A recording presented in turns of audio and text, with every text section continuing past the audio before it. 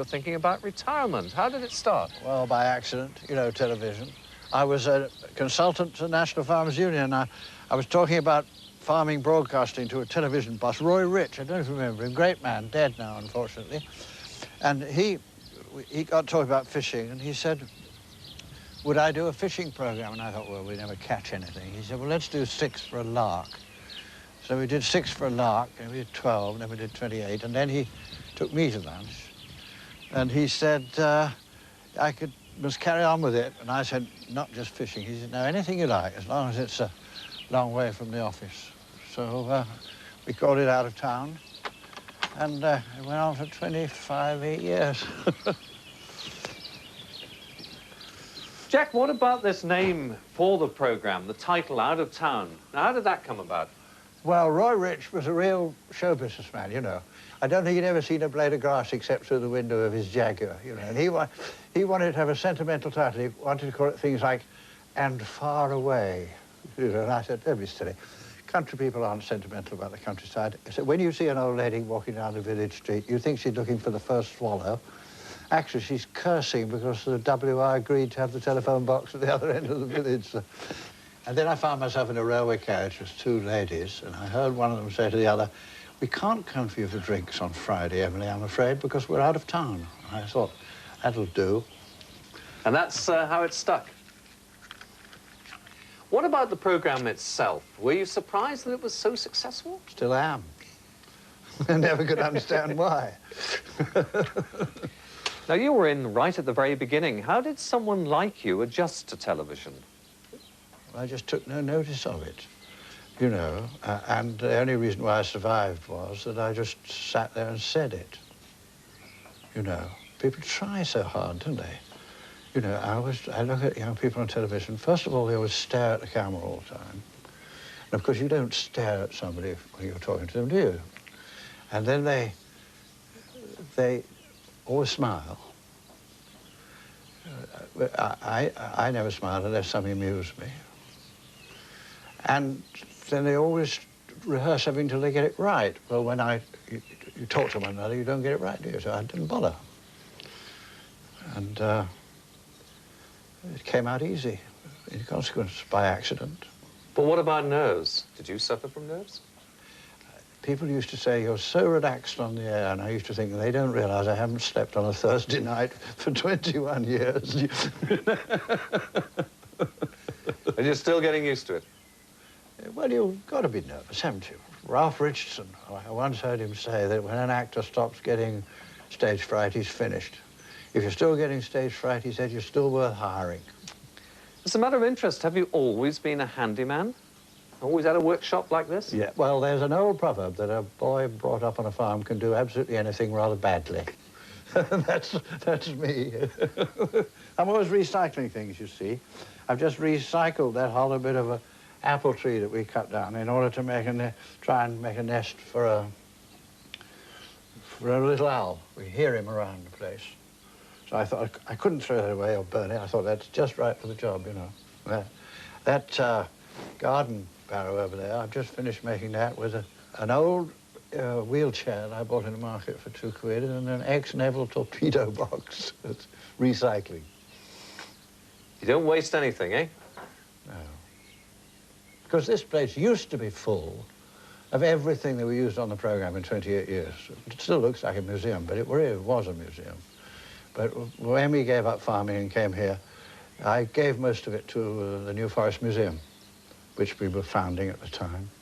And I thought I'd kept very little, but when I got here, I found I hadn't. How much time do you spend in here now? Great deal? Well, all the time it's wet, unless if I'm not upstairs trying to write. You're someone who likes to fill his time. Oh, yes, that's right. Jack, you know, from what you're saying to me, you're someone who actually fills his time so well, you don't really have very much free time. Well, I've certainly never been able to understand why anybody was ever bored. I suppose it's the fact that when we were young, there was always a job for everybody and more jobs than anybody could do. It's the same for me now. I can think of 6 things I want to be doing now. But even someone like you must put your feet up sometime. How do you relax? Well, watch the telly. Not a lot. So are you someone who finds it rather difficult to relax? Yes, yes. Well, I don't know. I don't know. I've never been asked. The answer is that I'm always relaxed, I hope, while I'm doing things. But I don't have to stop doing things in order to relax. I suppose that's the answer to that. I don't know if it's right. What about this place here in Dorset? How much did you have to do to it to adjust it to what you wanted? Well, we're on a clay. We're on the famous Blackmore Vale clay, into which you cannot put a plough, which is why it was Hardy's Vale Little Dairies. We are 80 yards from the decent soil, the green sands. And when we got here, we had to tackle the Blackmore Vale clay. I'd been on everything in my life. I'd been on all sorts of soils. I'd never been on the clay before. And I asked the local farmers how to tackle it, and they said, do everything you can in the autumn, because you won't be able to get on it in the spring. And you can't, because it's very late. So we started here, trying to produce a vegetable garden in ground which was quite unsuitable. We put on 6 ton of peat, 1.5 ton of gypsum, 3 full loads of manure, and we now got to the point where we got a seed bed for half the garden. By next time, we hope we'll have it all together. What other problems were you up against? Well, if you touch this soil too early in the spring, it just goes up in lumps.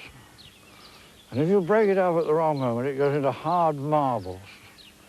Clay farmers are a special breed. I used to know them in Essex. They go around all the time with a stick. You know, farmers are supposed to carry a stick. They carry a stick so they can tap the clots like that all the time. And they watch the clots. And then they'll suddenly say, put the harrows over this at 4 o'clock this afternoon. They always get it right, the sort of thing. It takes a lot of learning. Do you think you've got everything sorted out now? No, but I'm on the way. What is it exactly you want to create here, Jack, apart from a very nice place in the country? Oh, I think I'm too old for creation. I'm here just to do the things I like doing for the rest of my life, really.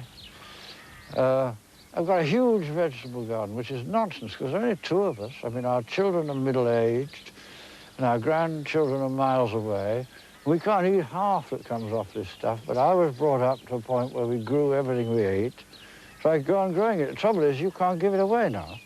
Because women nowadays, you see, if I give somebody a nice lot of broad beans or something like that, fresh from the garden, they're very polite and they smile. And I can see them thinking, if a silly old sod hadn't given me those, I could have bought them at the supermarket all ready for the kitchen. You see, that takes me on to a question. How easily did you settle into this community here, and how easily did the community take to someone like you? Well, I was a special case. You must understand that I'd been broadcasting on a base of the south of England from Bridport to Margate, and I'd been making 25 films a year right across that area, and I was in fact an inhabitant of 500 villages, so I wasn't a stranger. Were you aware of this sort of reaction then when you came here? Well, you see, country people are terribly good about television people. You know what it's like being in television, because you're one. The fact of the matter is that townspeople say, look, it's him, you know. Country people don't take any notice of you, just treat you as somebody who lives there. It's tremendously relaxing, you know. So from what you're saying, do you think that you were aware they could be talking about you behind your back? Well, of course, but anyone was brought up to that. I was a farmer's son. I was always told I must never go in a pub on Saturday and Sunday. Because on Saturday and Sunday, they wanted to talk about us and not to us. So I was allowed to go in the pub on weekdays, but I wasn't allowed to go in the weekends, because that's when they're allowed to talk about you see. So I go to the pub, 2 pubs I use, I go to them twice a week, if they've got anything to say to me, which I doubt, because television fame fades very quickly, you know. I've got all sorts of people who now say to me, who was this fellow called Gilbert Harding, you know? And you and I remember when he was the most famous man in England, but they don't know who he was now. So I'm busy becoming unknown, you see, and the country people are a great help in that.